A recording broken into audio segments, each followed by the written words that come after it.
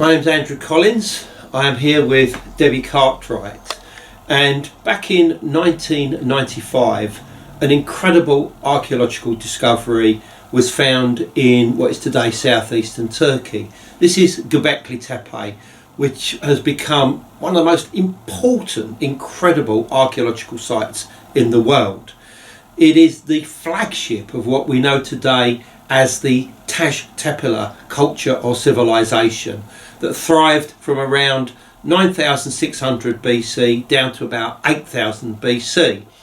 And this was a civilization in its own right, one that we're only beginning to understand today. And it was Debbie who actually inspired me to look into this area of the world for the cradle of civilization, and thus the inspiration behind the book From the Ashes of Angels. And for the first time, Debbie and some of her other friends was able to accompany me to these sites, and I'm really interested to know exactly what you felt, Debbie, about these sites and what we can learn from that visit. So can we begin perhaps by looking at what Taş Tepeler is and how it began? Okay, well, Taş Tepeler is a kind of, I suppose it can be described as a highly advanced and unique population of hunter-gatherers. All right, and they're unique because unlike hunter-gatherers around the rest of the globe, instead of in that Anatolian region, they made or created or built settled structures. So they were not living a purely nomadic life. So that's what makes Taş Tepeler unique. And in that area, I think it began possibly by emergings or migrations and diasporas of different populations into that area, probably because of resources, hunting, water sources. It's a brilliant area for all of those elements that you need for a hunter-gatherer population to survive. And imagining populations from the south, populations that already subsisted there on the land, and incoming populations from from other areas, other migrationary routes to and from the Eurasian continent into Anatolia. So if you imagine a fusion of these different hunter-gatherer populations or pre-pottery populations, that kind of fusion of different ideas, different cultures, different types of populations, genetically, socially, animistically different, you emerge into that kind of diversity, I suppose, is the key, has created this unique culture that actually started to build settled structures. So I think that's how it began, just in that Younger Dryas, at the end of the Younger Dryas period, where there would have been, the area would have been significantly different than it is today. It would have had lush forests, where it's populated with a wide variety of fauna and flower, plants, animals, food sources, both plant and animal, and good water sources, good hunting plains, but also good areas for settlements and things like that. So it offered everything that a diverse population coming together would have needed at that time. So that's what makes it unique. So what do you think defines a Taş Tepeler site? I mean, one of the obvious things is that they've all got these stone enclosures with these T-shaped pillars. I mean, is that their hallmark, or is it more than that? I would say that is one of the hallmarks. I don't think you can necessarily bring it down to just one, saying if it hasn't got T-pillars it isn't Taş Tepeler. That's not necessarily the case, and I think that more sites may come out that don't necessarily display the classic T-pillar, but they will display a similar age or similar period in pre-pottery Neolithic in that area, and it will be a settled structure, a stone-built settled structure. And another hallmark of that is not just stone enclosures, but like highly decorated artistic expression within that stone carving. So that's another important hallmark. Not so much just the shape of how they build it. It's become that classic T-pillar, but also the fact that if it's a decorated stone enclosure, that is a classic hallmark of Taş Tepeler. So obviously your personal journey when we went there Yeah. really began with going into the museum Yeah. at Llanlöf, Yeah. the archaeological museum, the incredible place. Yeah. And you were immediately struck by one item that Yes. we saw. So tell me about that, and tell me what happened. What was the result of that? I suppose this trip for me, because Hugh Newman was very kindly invited me to give a talk at Origins Conference in 2023, and I spoke there about a kind of specialist subject, which is the animistic practices of shamanic cultures, and I look more diversely at the philosophy behind it rather than the shamanic actual practice itself. And Hugh invited me to give this talk, and I gave a talk called Animism of the Ancients. So it just explains what a shamanic belief system would be like and what a shamanic culture might have been like. So I suppose since that point, the focus has been, of answering that question that megalithomania and Hugh Newman and people like Hugh pose, which is what were the ancients up to? And so going to the Taş Tepeler region for the first time, that question is foremost in my mind. Really, yes, we know it's a shamanic culture. I think that is not in doubt. Nobody would doubt that, not the anthropologists, the archaeologists, the historians, or the enthusiasts. I don't think anybody would doubt that now. But is it just that, or is there something more? So further to just being a shamanic culture, what type of shamanic culture, what real beliefs that they had, what pushed them, what drove them to create these settled monuments, whereas other shamanic cultures, contemporary with Taş Tepeler worldwide, cultures in Eurasia, Russia, Africa, Amazon, in North America, were still living this hunter-gatherer. What made that culture so unique as a shamanic culture? Shamanism is not what makes it unique. So that was foremost in my mind. So the first stop, obviously you remember, was the museum.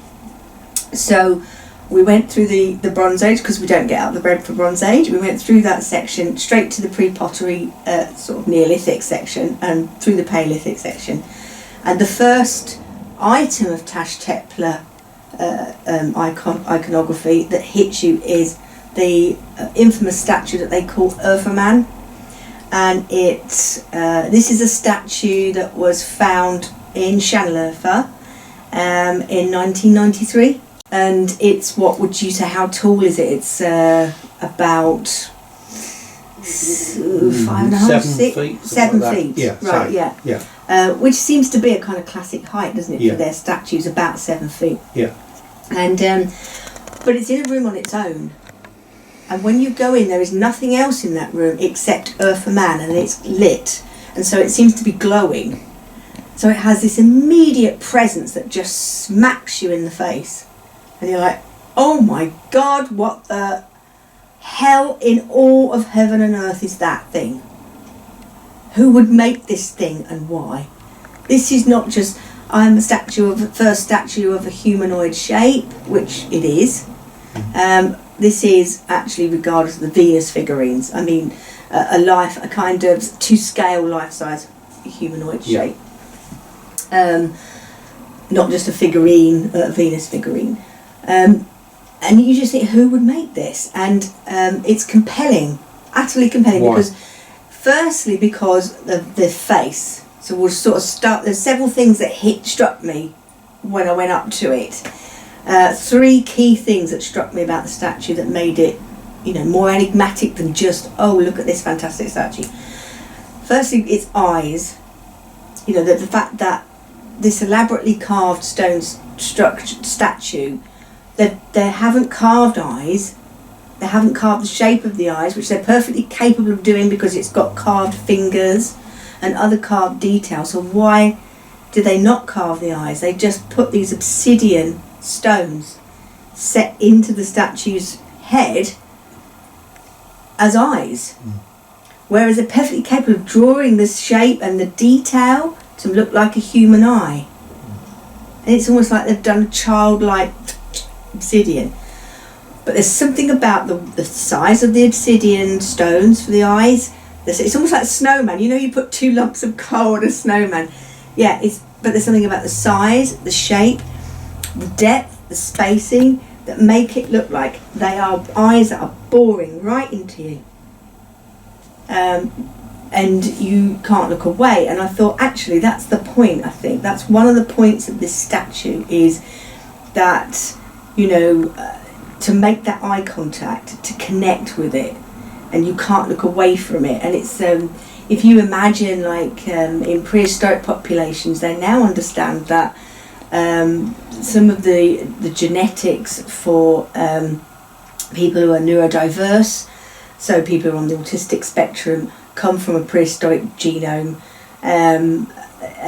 Neanderthals, things like that. So if, you know, prehistoric archaic hominids carried this gene, so if you had a population that were perhaps on that spectrum, eye contact can be very difficult. It wouldn't be considered normal to make eye contact. Like if you look at, you know, chimpanzees, monkeys, populations like that, they don't look each other in the eye. If they do, it's a challenge. You know, and I remember being in Malaysia once, and they had lots of these baby monkeys around, and they kept saying, do not look the baby monkeys in the eye because you'll frighten them.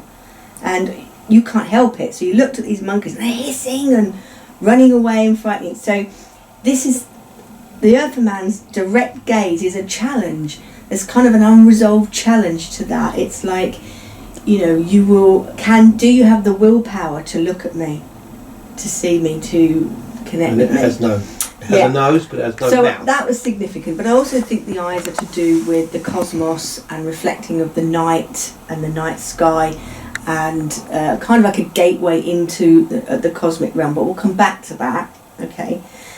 So that gave me a clue to their cosmology as well. These black eyes, because they were black. Why were they black? Also, it has no mouth. The statue's got a nose that's broken off, which a lot of ancient statues, you know, the extremities broke off. So that was obviously quite detailed, quite carved. So that's not particularly of note. But the fact that it has absolutely no mouth, it's not even a carved one, not even a hint of one, like a line, nothing. It's just blank. So again, you're thinking, that's deliberate. Why would you not carve a mouth when you're perfectly capable of doing so, and other statues have them? Why would they not do it on this one? So with a mouth you can't see. What do you think that means? Okay, so again, like the eyes being deliberately not carved, but these black things put on, the mouth was deliberate. You can't just forget to carve a mouth on something so intricate. So I think, you know, why would they not give it a mouth? And I personally, my interpretation was immediately that this isn't human. This is not a statue of a human, because the human figure would have a full mouth. So if it's not human, what would it be? Well, you could say, oh, it's a god or whatever, but there's no evidence that Taş Tepeler worshipped any gods. There's no iconography of deities or just these animals. So you wouldn't, you know, there's no evidence that they would worship a god, or not yet. So you think, well, maybe it's neither. Maybe it's something else that we just haven't thought what it's for. And immediately it made me think of the compelling eyes and the no mouth, made me think of the Bronze Age eye idols of like the ones nearby Tel Brak. And what these are just simplified abstract stone figures that are just the faces of which are made up of these huge eyes and no other features. And the research, the anthropological research that's gone on there about what these eye idols might have been, there's been various papers and things which I haven't got round to reading yet, it just brought that to mind. And I think they say that the no mouth is a deliberate thing because the statues represent an intermediary between the world of the living and the world of the dead. And they don't have a flesh mouth and tongue and teeth and everything because they don't speak human language. They do not speak the language of the living. So they stand at the threshold, apparently, between life and death, the metaphysical realms beyond, the physical realms here, you know, where any deities or the dead or the ancestors may exist in this other realm. And they speak for those other things, other consciousness on the other side. and they don't give them a human mouth for that, because if they did, it would only speak human language. So what they used to do at Tel Brak is they'd take these statues and they'd put them next to running water, something that would make a sound. So it would be fire or running water or some natural element that would convey a natural sound. And it was said that the voices of the dead or the gods would come via that element, through the crackling of flames or the rushing of water. And then an oracle, a human oracle, would be listening to the statue speak. The statue spoke through the elements. And I'm thinking about that, and I'm thinking, well, I can't see how this would be any different. Earth and man would be any different. You know, maybe this is the origin of that concept, of that idea, because it's certainly a lot older than these Bronze Age eye idols. And I think, and the more I looked at that, I thought there cannot be no other explanation. It is not human. It is not a god. It's intermediary between the two worlds. Everybody's accepting now they must have believed in another world. Why build these structures otherwise? And I think that, so that mouth was part of it. That gave me the clue into what its purpose might have been. But then when I was appraising the rest of the statue, a massive clue stepped out at me as to why, if it was a human, it wouldn't be any particular ordinary human. And that was because it became immediately obvious that the statue that they call Eartha Man is probably an Eartha they, because to me it was displaying two sets of genitals. So you have its hands are on the abdomen, which is another. You were talking about classic signs of Taş Tepeler earlier. Any humanoid statue seems to have its hand on the abdomen. That is classic Taş Tepeler, not just the T-pillar. And we'll come on to what that is about later, but it's to do with the pooling of chi or ki or kundalini practices from energy, body work and energy work in the abdomen. But so it has its hands on its abdomen in classic Taş Tepeler pose, and then underneath that is what seems to be the penis and the testicles. But then lower down than that is this carved circular area.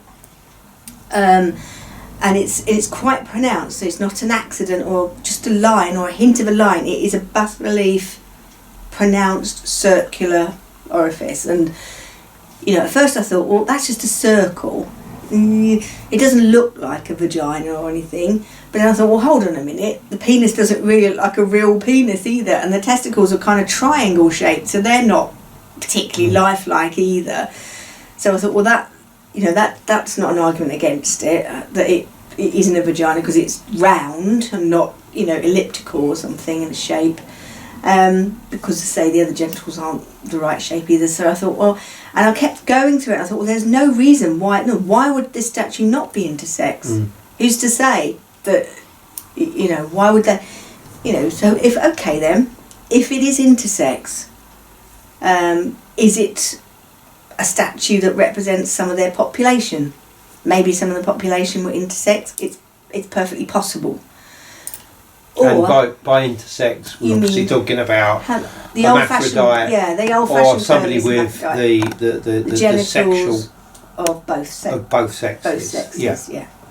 And that is a physical possibility. There are instances where people are born with both sets of genitals. Absolutely. And it seems to be a genetic thing. So that's perfectly possible that they had hermaphrodite or intersex, hermaphrodite being the old-fashioned word, as you said, hermaphrodites in their population. But also, I kept thinking, was there a symbolic reason why hermaphrodite or an intersex individual would be important symbolically somehow? They made a 7-foot statue of it. Yeah. So why? It's got to hold some kind of symbolic importance. It's not a mere reference, we just happen to be intersex. Happen to be both male and female. And ruminating along this, I'm beginning to think, well, it's obviously very important to them. So the fact that the statue is challenging you with its gaze, the fact that the gaze is black, the fact that it doesnn't have a mouth, like the eye idols of Tel Brak, the fact that it has both genitals, all of these things started to build a picture of what was important to Taş Tepeler. What was important to them? Yeah. What was their philosophy? Because that is my bag. You know, that's the focus that I'm coming from. So what was their philosophy? What were their ideals? What were their goals? What were their drives? Why did they build all these things? And Earth a man, or Earth a statue, is starting to give us those clues. So we went through the museum, didn't we? And then we came across a statue that I don't think it had been in the museum long, had it? The boar. The boar, yeah. Yes, because you hadn't seen it before, had you? No, I mean, the better background on that is that a very large stone boar statue was discovered at Göbekli Tepe in Enclosure D last September. I mean, myself and Hugh and our friends were there probably days before they actually uncovered. We actually saw them taking away the soil from the spot. And the spot in question is directly beneath what's known as the porthole stone. It's pillar 67, I believe. And it's very clearly a sort of altar area. And they uncovered a slab on which was this huge boar statue. And it had become, you know, well known or famous in the press because it had colours on it that were paint. And this was the oldest painted statue in the world. But what the press reports and the pictures that they didn't show is what you sussed as soon as you saw it. Now tell us about that. Okay, so with the Urfa statue reeling in my brain as we moved through the Taş Tepeler area of the museum, I was looking at things but not really seeing them because that's all I could think about. But then the boar was the next thing that absolutely struck me. And I hadn't realised it hadn't been in the museum long. And the first thing I noticed that the paint that it does still have on it is this kind of red ochre paint all in its mouth. And I thought, well, that's obviously blood. And I thought, blood. On the Urfa statue, the circle area that may or may not represent a vagina, it had red ochre paint. But only in that area. Nowhere else on the statue does it have red ochre paint. So I thought, that's significant. It's blood. It's to represent blood. So that it made me even more convinced that it is depicting a hermaphrodite or an intersex individual being. But when looking at the boar, I thought, okay, well, why would it have blood in its mouth? Is it eating something? And I looked between its trotters, because the statue is like a boar and it's got its trotters outstretched and it's holding something in between its trotters. And it just looked like a round football. It's just a circular piece of stone. It's a stone carving. It's not an independent piece of stone. It's part of the whole piece. But it's rounded as if it's holding a ball. And I thought, well, it's not going to be holding a ball. And it's not going to be eating a football or a basketball. It's sort of size of a football or a basketball. I thought, that's a skull. It's a head. Yeah. And it's got blood in its jaws. It is eating the head or crushing the head now. And I thought, this must represent, in Native American culture, there is a being on the death journey belief system. On the death journey the path of soul's path death of soul's journey. Death journey, they have a being called a skull crusher. Yeah, or is it? skull smasher. Skull smasher. Yeah. Brain smasher. Brain smasher. Yeah. This is what this is. Yeah. It's a similar archetype. It's I don't know if it's a boar in Native American, is it? But not generally, no. Yeah, but its purpose is to on the death journey belief system. Its purpose is to judge that of the soul. Yeah. That's passing through. So it's responsible for kind of extinguishing physical life and the first stage of into spiritual life and judging that. And if you're not worthy, you don't go on the death journey. The psychopomp of the vulture doesn't come and take you away. You know. Yeah. So the skull smasher is the first encounter of a being on the death journey. I thought, this is what this boar is. And then you said to me, well, that would make sense because it was found right in front of the soul hole. That's correct. Yeah. Yeah. Which and I mean, I didn't know. soul. Well, when we say soul hole, we're talking about a hole that's approximately about that size, which is big enough to get a head through, but certainly not large enough to get a full body through. Yeah. And it's on the middle face of this stone that faces out into the centre of the enclosure, enclosure D. But it stands there right before the two central pillars, huge central pillars, 18.5 feet tall each one. And I have speculated, and based on our understanding of what these holes represent, that they are soul holes, or Seelenloch as it is in Germany, which basically means that the place of exit of this world and the entry into the next world. Other than the fact that it could be Skull Crusher or Skull Smasher, which is this figure that is from the Native American Path of Souls death journey, which essentially frees the spirit and allows it to go into the next world, the afterlife. You've got some ideas on what it means from a greater cosmological perspective. Yes, that's right. I mean, okay, so I think at this point when you said it had been located right in front of the soul hole, it was completely clear that it played the role of a being that was Skull Smasher or Skull Crusher, a being that stood between the threshold of physical life and spiritual life. So it decided it was the gateway between physical existence and whether you went on to the death journey. So that I think is without question necessarily if we're going to compare it to the Path of Souls. But then I thought, well, hold on a minute, something in the back of my brain kept saying, I've heard about a boar being the first creature to come out of the primal chaos of the gods and be put on the primal mound of earth when it was first created. And I'm thinking, what is it?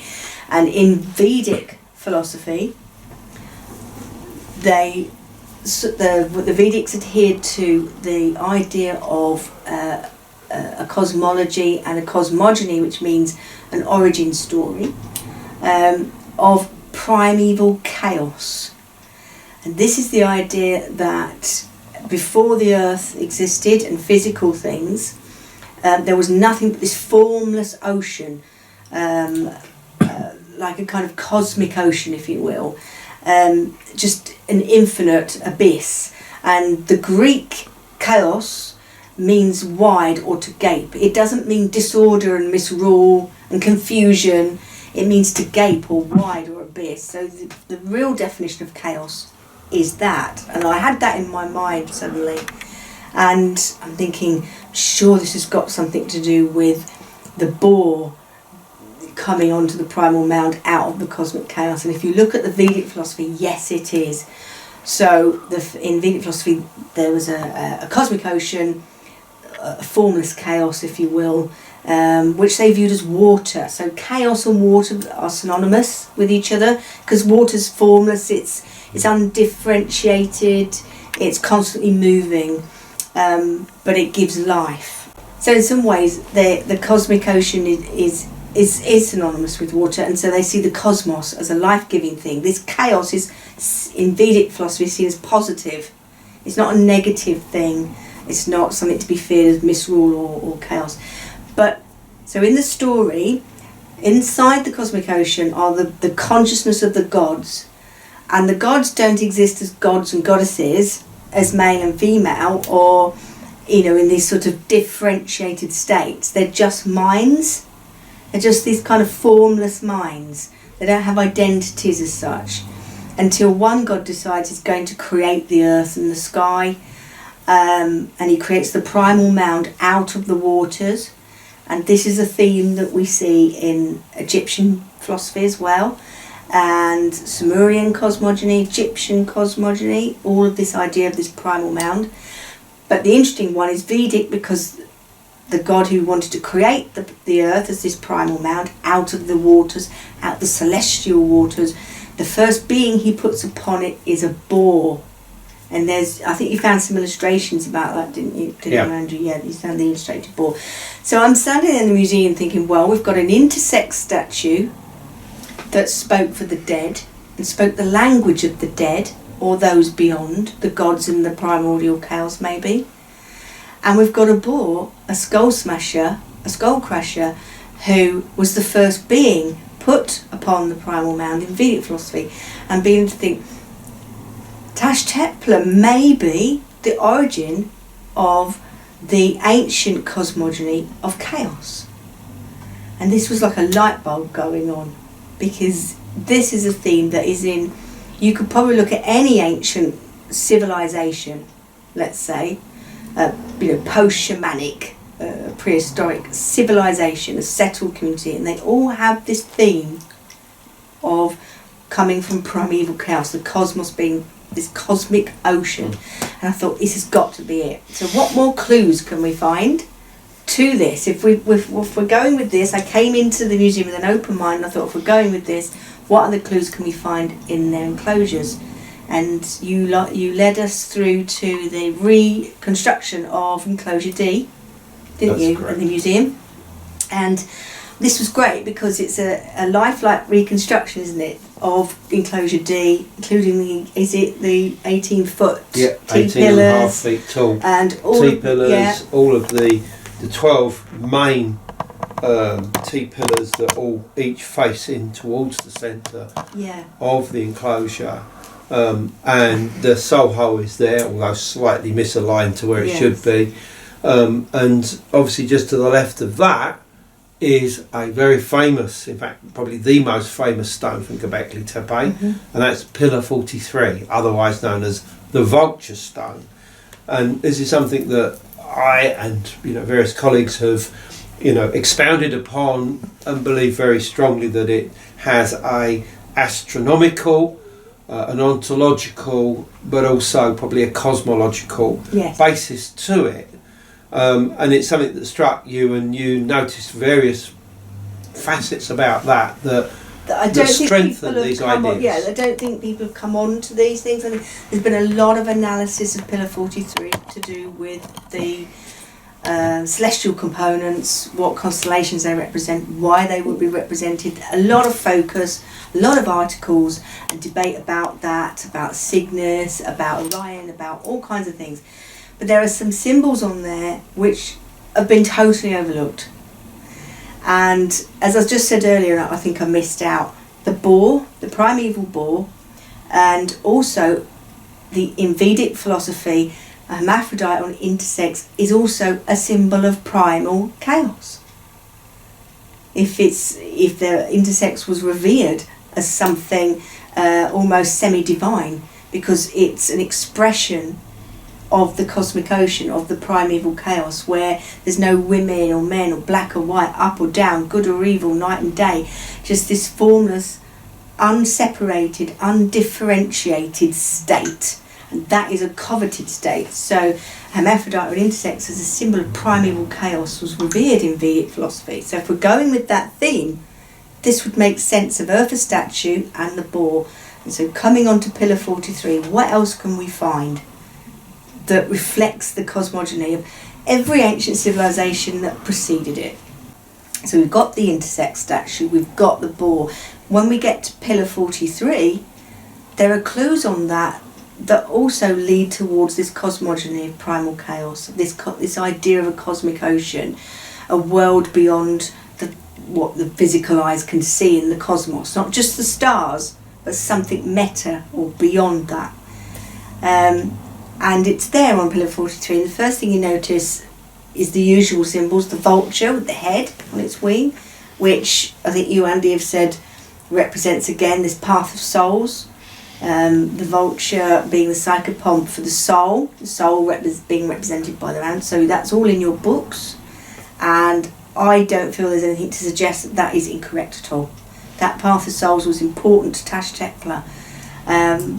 But I guess I'm looking at more like why.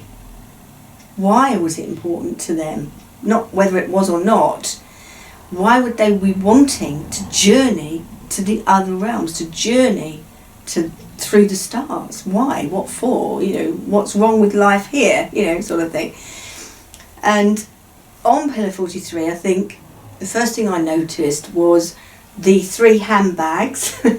I mean, people call them handbags, but it's that classic symbol of a square, carved square with an arc over it, so it looks like a handbag. And you see that in Mesopotamian statues as well, carrying these handbags. So why would that? Obviously has come from Taş Tepeler. I don't think anyone's going to argue with that now. But why? What do they really mean? And to me, they also represent this idea of how physical matter and how the world was created.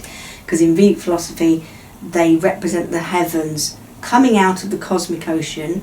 They was split into 3. So when physical matter was produced out of the cosmic ocean, it was split into 3 parts: the sky world, the middle world or the physical earth, the primal mound, and the underworld on which it rests. So there are 3 of these components, and the sky world is always represented by this arc, the handle of the handbag, and the middle world and the underworld are represented by this square. And so there's 3 of them on Pillar 43. So it's the builders of Taş Tepeler using the T-pillars and using the stones to tell their story. They're telling us their cosmogony, their cosmology, their ideas, their philosophy. They're telling us. It's almost like a blackboard which they've written it all on. They're saying, here, this is what we believe. Which is, again, that's another trademark of Taş Tepeler. There's no other prehistoric culture that's as yet uncovered that has done this. Wanted to tell people, future generations, to preserve it down as, look, this is what we believe. So on that blackboard that is Pillar 43, there are 3 of these handbags. So we're going to say there's 3 of these cosmic realms, one that represents the sky world, one that represents the middle world, and one that represents the underworld. And in each corner above that, there is an animal, isn't there? And that animal, again, symbolises some aspect of that particular realm. So I think we've got the wader bird. Yeah. Let's go through them. Yeah. You got these 3 handbags, as we'll call them, inverted quotes. By the side of the arch on the first one that you see on the left, you have a wader bird that looks similar to a flamingo. On the middle one, you have what is generally described as a predator, probably a feline, and thus probably a leopard or panther. And on the one on the right, by the arch, almost off the edge of the pillar, you have a creature that's very clearly either a toad or a frog. We suspect it's probably a frog. So they clearly are symbols associated with each of those 3 realms. Cosmic realms, yeah. So in the cosmogony of primeval chaos, they all adhere to the idea, whether it's Egyptian, Sumerian, Vedic, tribal, shamanic, they all adhere to the idea that there is sky world, middle world, and underworld. So looking at the handbag symbols as cosmic realms, it gives a different picture, because these cosmic realms, another reason why they're definitely cosmic realms and not just weird abstract shapes or handbags or whatever, or objects maybe, is because they exist over the vulture's head. So they exist on the top part of the pillar. And the pillar you could even see divided into these 3 worlds: the underworld, the vulture in the middle world, the psychopomp ready to take the soul out of physical life in the middle section, and in the top section there are these 3 handbags.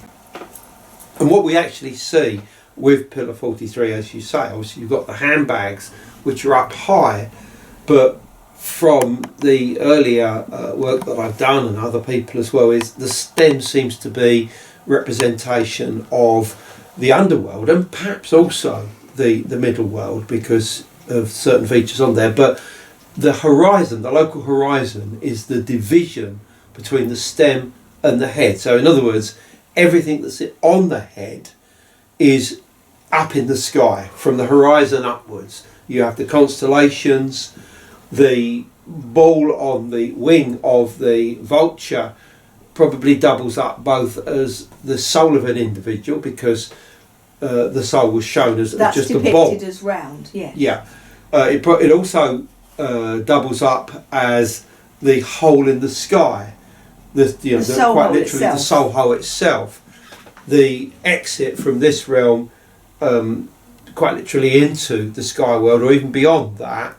And then above that, you have these line of squares, and on each side of them you have like these chevrons, either pointing upwards or pointing downwards. I was going to come on to that, yeah. Yeah. Now, I mean, obviously we've worked out that these are water, and that these squares. I worked out staring at these cosmic handbags. Yeah. I'm thinking, why are they depicted above? Because they're in the cosmic realm. Yeah. But not only do they represent the three cosmic realms of sky world, middle world and underworld, but they're in the sky world. And so why are all these lines and chevrons and squiggly lines behind them, underneath them, as if they're sitting in it? What are they sitting in? And I'm saying, I'm sorry, but that looks like water. And why would water be in the sky? Why would water exist? Why would they carve water in the sky world?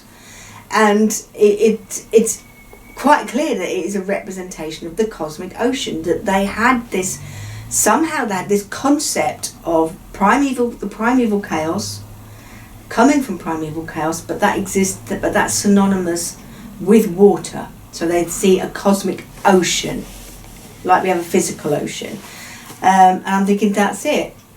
You know, we've got the intersex statue. Intersex individuals are a symbol of primeval chaos, or belief in primeval chaos, and they're revered as an expression of that homogenized state, that divine state of unschismed existence. You've got the boar, that in Vedic philosophy was the first creature to come out of the primeval chaos onto the primal mound by the god Vishnu. You've got the Pillar 43 and these waters in the sky, this cosmic ocean. So I'm sitting there and thinking, it is true. Taş Tepeler were chaos theorists. They were chaos theorists. And I'm thinking, they weren't shamanic in the traditional sense then. They weren't pagan. There's no evidence they worship gods or goddesses. There's no evidence that they were, purely just doing shamanic things with animals, like channeling animal spirits or working with animal spirits. They had a much more complex cosmology behind it, and an idea of where they came from and what they want to return for. And I looked around at Enclosure D and I thought, this is a massive effort for a reason, and they are striving to reunify or to heal or to reunify themselves from whence they came, this cosmic ocean. And it brought to mind some ideas that I'd read about in Native American philosophy, and I think it may be in Vedic philosophy too, where the sky and the earth were once one. Again, it's part of the same cosmogony, this idea that everything was one state and homogenized. But then they were separated. And in Native America, there's some poems about how the sky, Father Sky wants to talk to Mother Earth, and how they should be married again, how they should be reunified. And I'm thinking the death journey, the path of souls, is not necessarily just about carrying souls to the afterlife. Maybe it's more than that. It's not just like, oh, bye, relative, you're dead now, off you go, the vulture will carry you off into the stars. Why would they have this belief? Maybe they are doing something, a deeper project here. There's a deeper remit, an agenda, and that is to maybe achieve, again, this unified state, this state of chaos which is seen as positive. Primal, positive, not disorder or misrule, but this primal, this homogenized state of security and being and wholeness, this unified self. Maybe that is what they're trying to achieve. And the shamanic death journey is a means to get there, not just a funeral idea.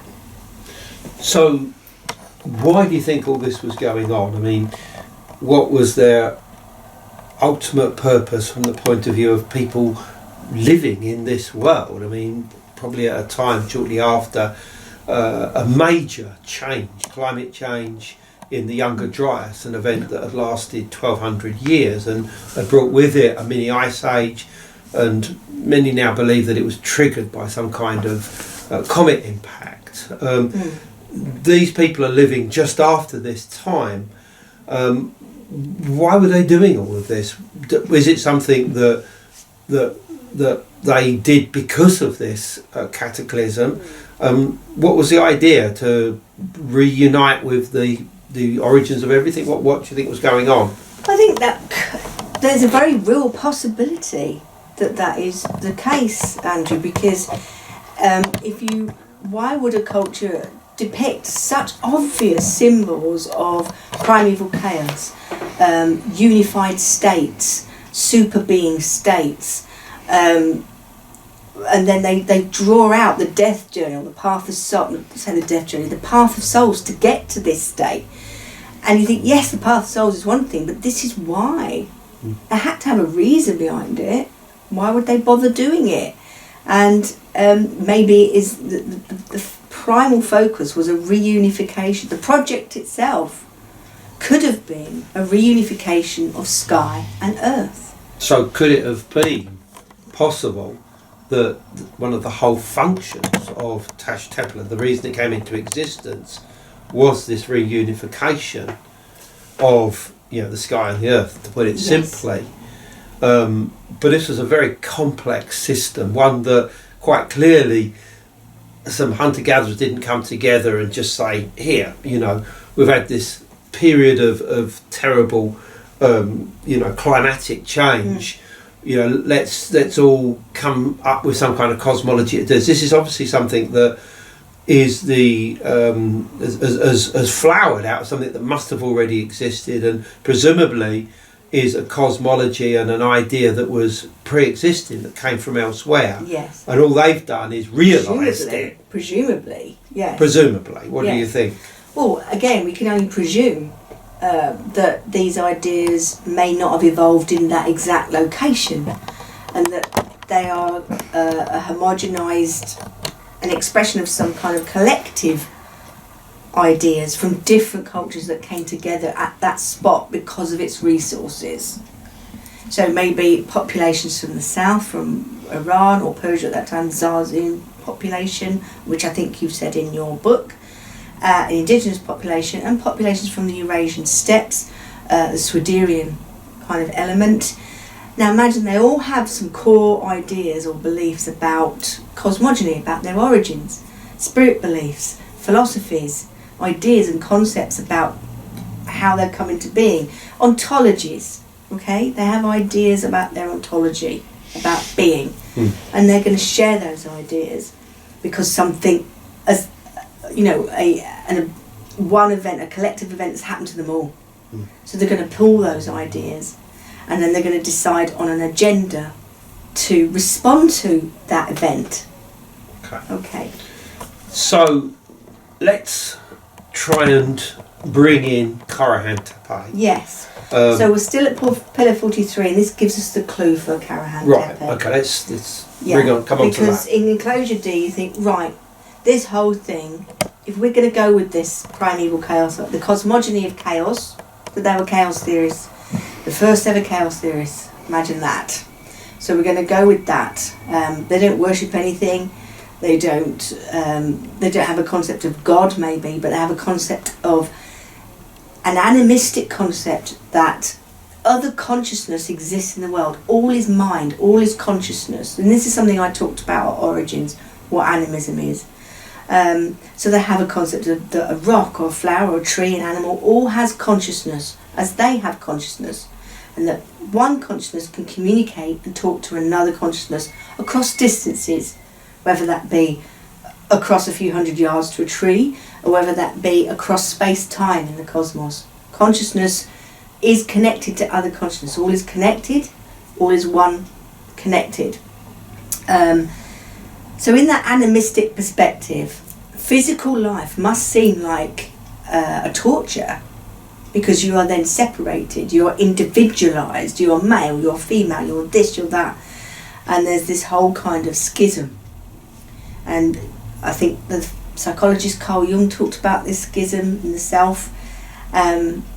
So, you know, to come together and build these structures, they, as we said, the purpose was Path of Souls, and it may be a project of reunification with the cosmic ocean for themselves as individual souls and as a whole, as a collective consciousness.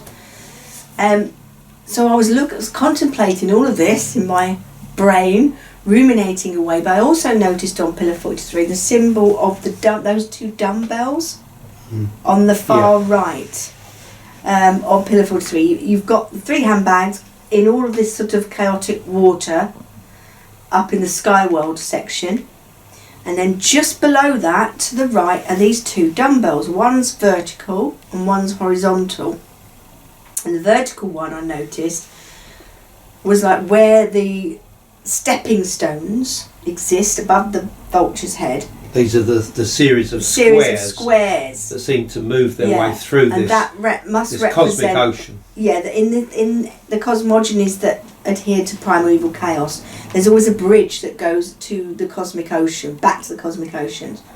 So I think maybe one of the last expressions of this was the Norse idea of the rainbow bridge.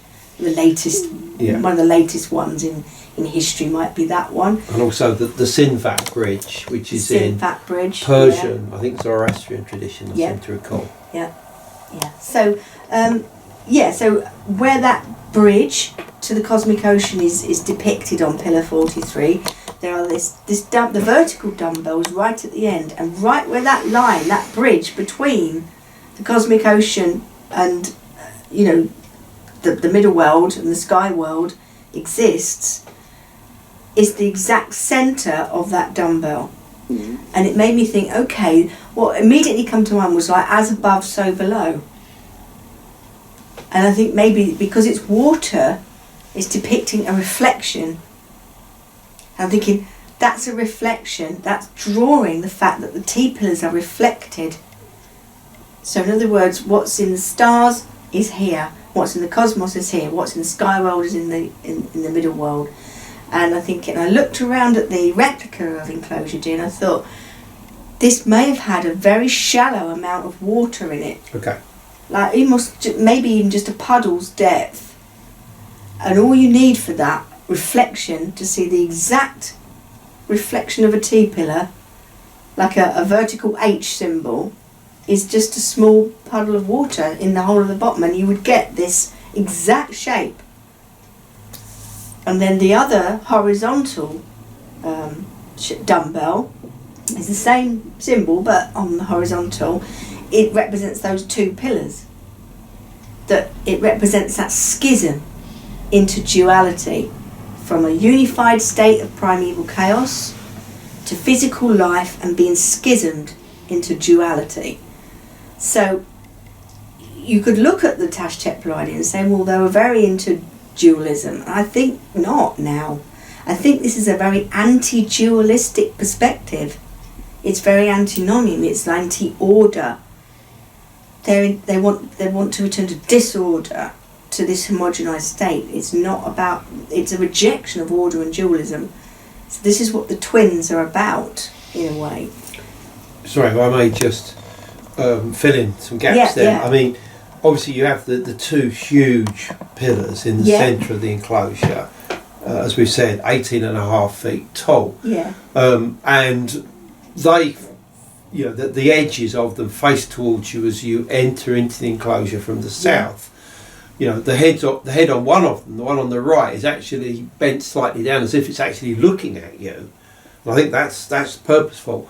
And you have these edges of a garment vertically going down, and you have like a pendant around the neck. We like what they call these neck ties, and they're on various of the pillars, but each of them have different symbols associated with them. And the one on that particular pillar, which is pillar 18, has this. It looks like 2 columns, and it's got like two arms reaching out, linking like each one like this.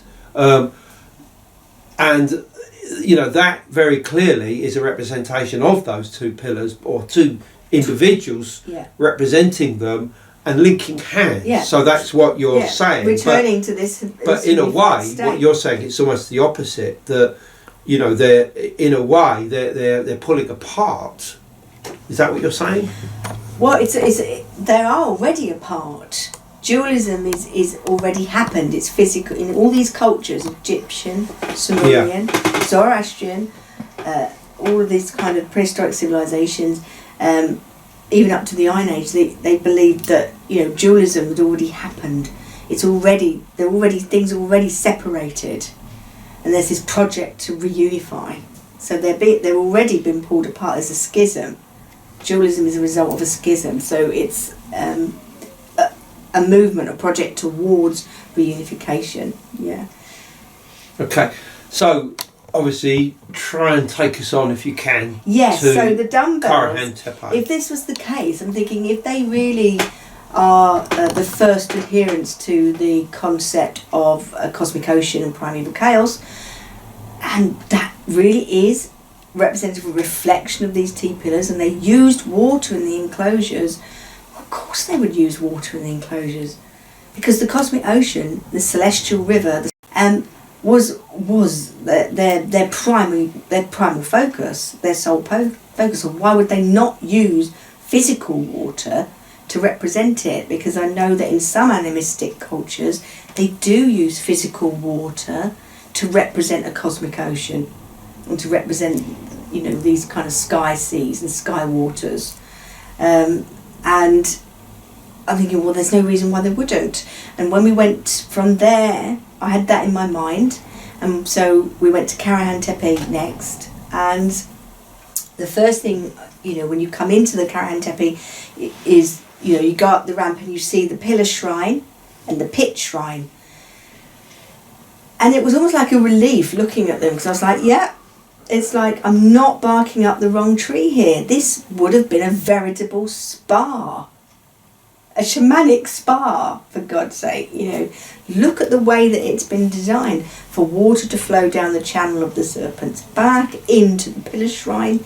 And if you look into the pillar shrine, you can see almost like a discoloration. You think, yeah, water would have been, a couple of feet of water would have been in that, because that would have been sealed. It's in the bedrock. It wouldn't have leaked out. And then water would have gone across that, the area between the pit shrine and the pillar shrine, and into the pit shrine. That would have been like a plunge pool full of water. Let's just describe the shrine that you're talking about here. The pillar shrine, which the archaeologists referred to as structure AB, has been cut deeply out of the bedrock on the side of the hill at Karahan, and inside are these 10 pillars that have been cut literally out of the rock itself. There's an 11th one that's been added into it, which has been placed into a slot, but coming out of the west wall of the pillar shrine is this huge, giant human head, probably about 3 times the size of a normal human head, and it's on a long serpentine neck. And to the north of this shrine, there is this very deep cut, winding, curving groove or channel, which makes its way to the next shrine that's next to it, which the archaeologists referred to as structure AA. And this is actually a lot shallower than the other one, still cut out of the bedrock. It goes down about 3 feet. And there's this, what appears to be almost like a sort of lip, or almost like a sort of a diving board on the edge of this deep pit, obviously where it gets its name. And this pit drops down several further feet, and there's no obvious way of getting down into that, by the way. And within this pit there is a slight alcove on the eastern to northeastern side of it, which you could quite easily get into and crawl up in maybe a fetal position.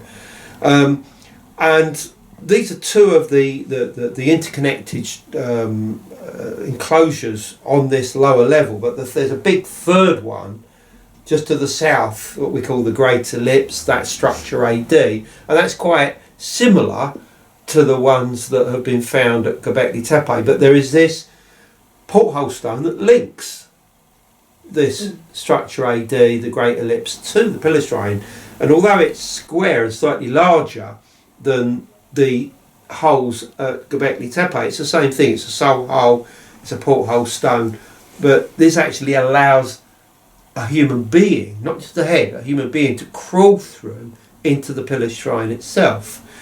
So the archaeologist working at the site, Nesmi Carroll, has suggested some kind of experiential journey, or shamanic journey if you like, going from the Great Ellipse through into the pillar shrine, and then out of that probably following the curve into the pit shrine, where there would be a culmination of a ritual, and then you probably step out of it and the whole thing would be over.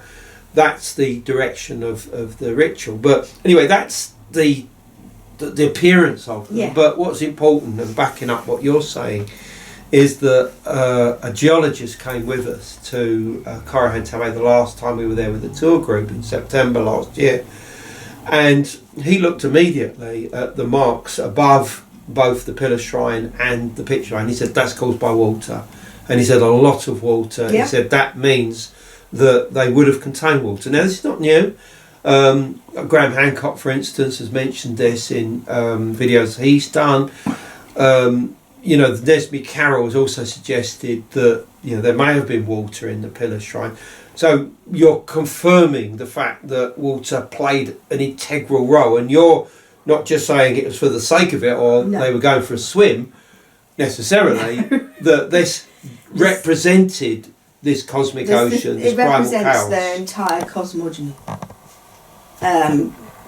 Because obviously you have to know a little bit about animism to understand how they would have viewed physical water in a ritual space.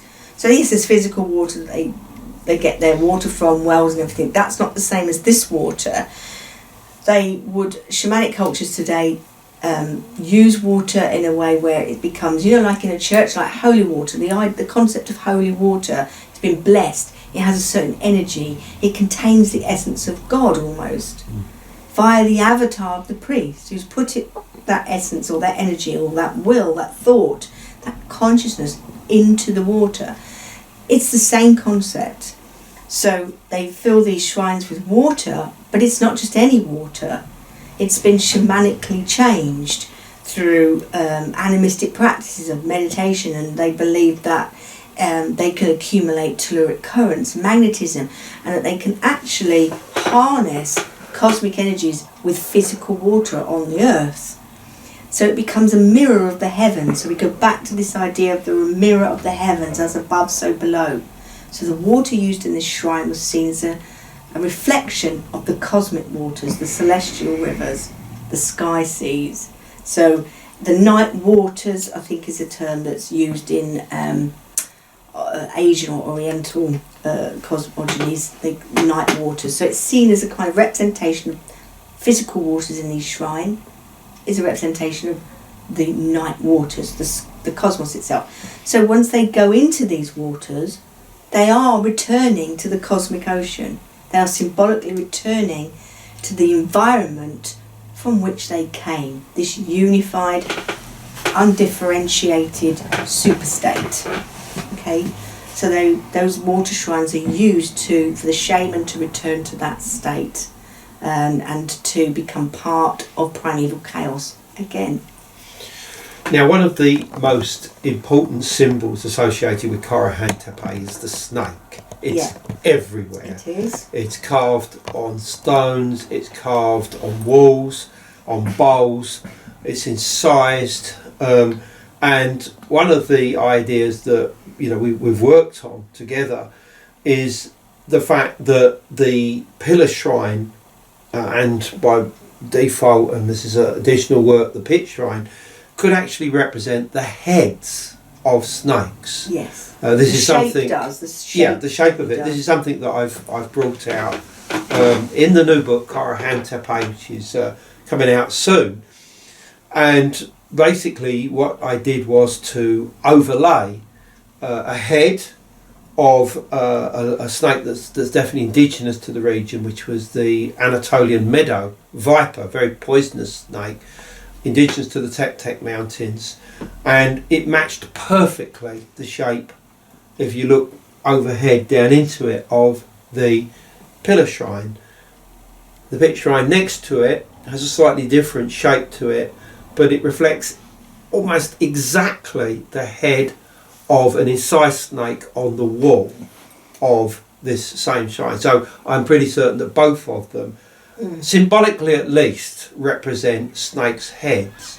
Now this is something we've talked about, and the pillars inside the pillar shrine, most obviously they look phallic. I mean, there's no getting away from that, but that could simply be the way that they were carved or something like that.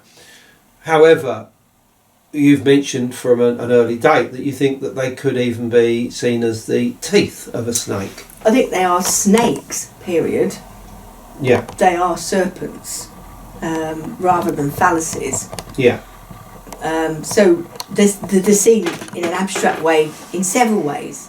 I think that they could well be seen as fertility symbols for certain types of ritual activities in there. But they're also seen as something else for other types of ritual activities. So I think that the shape of them isn't quite penis, I think it's more serpent. But because the shrine itself that contains these pillars is the shape of a snake's head, if you're inside it, you're inside the snake's head. You're inside the mouth of the snake. Why would that be significant, you know? And you go into that in your new book. So when you're inside the mouth, they're not just snakes as well, they're the teeth or the fangs of the serpent. You're inside the head of the serpent itself, which could be seen as another type of psychopomp. But again, without wishing to sound obsessive about this, a serpent is the universal symbol for primeval chaos. The dragon, the serpent, is seen as the source of the cosmic ocean. So they are synonymous. The waters of the cosmic ocean are symbolised on Earth as a snake or a serpent. So you can't get away from that. So it's an animal sign, or a sign pointing towards that cosmogony of chaos again. So exactly what do you think was going on inside the pillar shrine and the pit shrine? I mean, if they were representing the heads of snakes and they had water in them, okay, we can see this as connected with the cosmic ocean, but what was really happening here? Okay, well, I think looking at them, there's some sort of clues that tell me from looking at other animistic cultures about why they would have accumulated water in certain ways. So the pillar shrine, we see that serpent head you talked about. Why would they have a head there, waiting at a sort of height of the face of somebody going into it? So if they go into the water and they come out, they're in the snake's head. When they talk to that head, then when they face that head, a bit like the Urfa statue, they are facing a representation of the intelligence or consciousness of the cosmic serpent, which they are inside. They're talking to it, they're able to talk to it. And for a shaman, if they're talking to non-human consciousness from the underworld, the middle world, and the sky world, they communicated with spirits or consciousness from all those kind of cosmic realms. They did it in a shamanic way. They did it through shamanic trance, and they did it for reasons. They would be doing it to retrieve knowledge that would benefit their community or their tribe, knowledgement of how they can survive, how they can build better tools, what catastrophes might be coming, what the weather would be doing, should they migrate, all these sorts of shamanic problems or problems for a prehistoric population. It was a shaman's job to try and retrieve knowledge that would help them, that would advance them. So when they're talking to this head, when they're talking to the consciousness of the cosmic serpent itself, they are doing it to survive. They're doing it to gain an advantage. So that can be seen as oracular, if you like, a kind of oracle. They have to interpret that. Again, the sound of the water filling into the chamber carries the voice of consciousness that is other or somewhere else or displaced or non-local consciousness. It carries that voice, the water itself. So there's interpretation, there's oracular, there's prophecy going on in that pillar shrine. In the enclosure A, is it the pit shrine? If that was full of water, and they would sit on that ledge as a kind of diving board before going into it. If you went into that, you would be completely submerged, would you not? Yeah. Now, this is interesting because some animistic cultures, all the way up to the Celtic Druids, believed that part of their knowledge journeys involved total submersion. And so or the bards in Wales, in England, they would submerge themselves completely in the holy wells, holy water. Again, this concept of an energized sacred water, water that reflects the heaven or something divine, not just an ordinary water. So they would submerge themselves completely in these waters. They would either do it by holding their breath until they nearly passed out, and that produces an altered state, and that's when information would come to them. And other times they would actually use a breathing tube and stay under there for many hours until they can make that communication or that connection with the other world, with the divine sources, with the if the Taş Tepeler didn't worship gods, we won't say divine, we'll say metaphysical sources of information. Yeah, these other consciousness that exists in the cosmos or the cosmic ocean. So they would get that by staying underwater for long periods of time. And we know that the Druids and the Bards did this. There's no reason to suspect that this doesn't have a much more archaic origin, this practice, and this shamanic practice. Also, I think, finally, to say that philosophically, this is important, this plunge pool. Let's call it the plunge pool in the shamanic spa.